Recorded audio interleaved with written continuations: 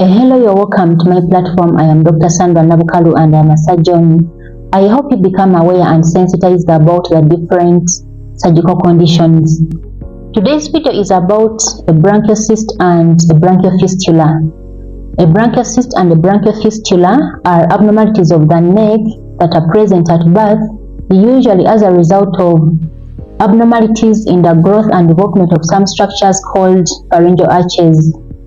Pharyngeal arches are structures that grow in the area where the head and the neck will be when the child is finally born. And these structures usually grow at around the 4th week of gestation when the unborn child is still in the uterus, before the child is born. And they grow in that area where the head and the neck will be when the child is finally born. These structures usually grow in that area from the top to the bottom, and they grow in pairs, and at some point they fuse, they join in the midline. The pharyngeal arches are responsible for the formation of the structures of the face, the neck and the throat, as well as the inner lining of those areas. They are also responsible for the formation of the ears, the cartilage, the bones and the blood vessels. The pharyngeal arches usually grow in pairs, 6 pairs. In the beginning, there are 6 pairs, and they are numbered from pharyngeal arch number 1 to pharyngeal arch number 6. And as time goes on, pharyngeal arch number 5 disappears, and we are only left with 5 pairs of pharyngeal arches.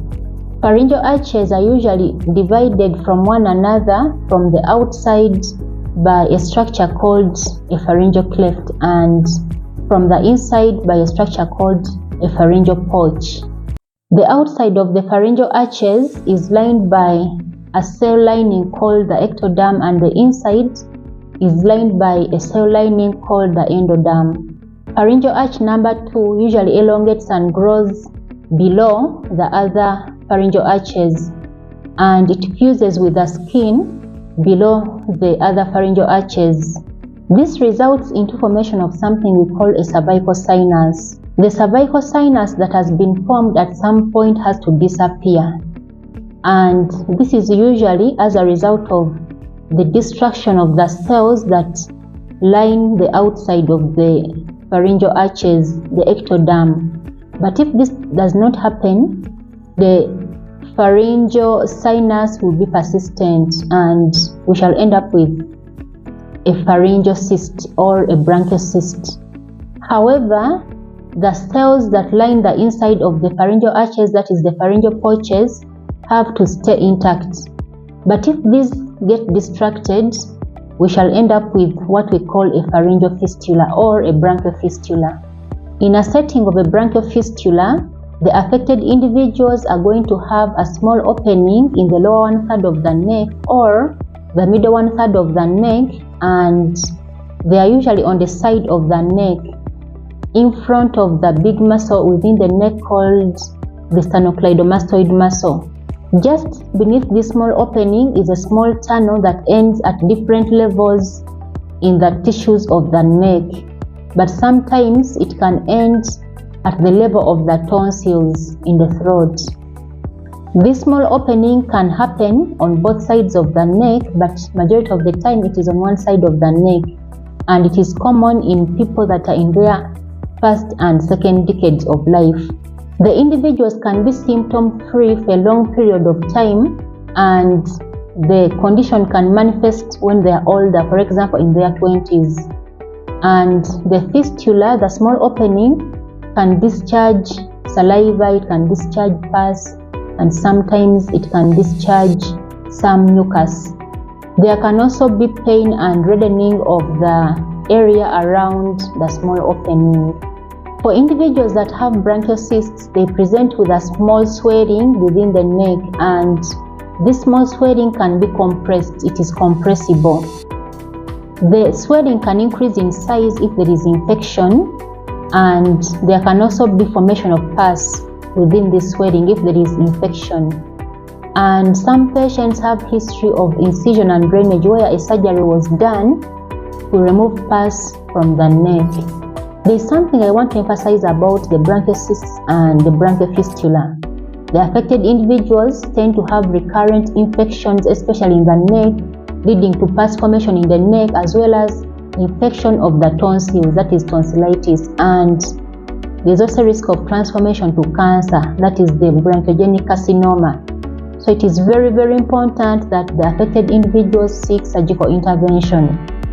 The investigations that we carry out include the ultrasound scan of the neck, especially for the branchial cysts, and we also carry out a fistulogram, a CT fistulogram, and MRI for the branchial fistula, just to make sure that we get the anatomy of the tract, that small tunnel that is connected to the external opening on the skin.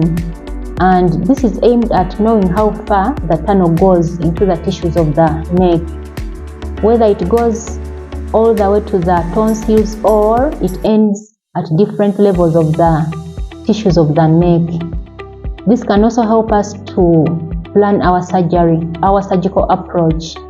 When it comes to the treatment, we do surgical excision for both. And for the branchial fistula, we have to make sure that we cut away the small opening on the skin together with the tunnel, the sinus tract, depending on how far it goes within or into the tissues of the neck. So the take-home message is that if you or your child has recurrent symptoms of pain on swallowing, pain in the throat, fevers, that can mean that maybe you have tonsillitis. But if these symptoms are recurrent, there is a possibility that you could be also having something else that is underlying, for example, a branchial cyst or a branchial fistula. Especially if you have a swelling in the neck or you have pus formation in the neck at some point, or you have a small swelling that comes and goes. It is very important that you visit your hospital and see your ear, nose and throat surgeon or a general surgeon to check that out. They can do a physical examination, they can do some investigations, and they can also do a surgery if they find out that you have either a branchial cyst or a branchial fistula, because these symptoms are going to be recurrent until proper surgical intervention has been done. So that is what I had for you. Thank you so much for listening to me. Please share my videos and also subscribe. See you in my next video. Bye.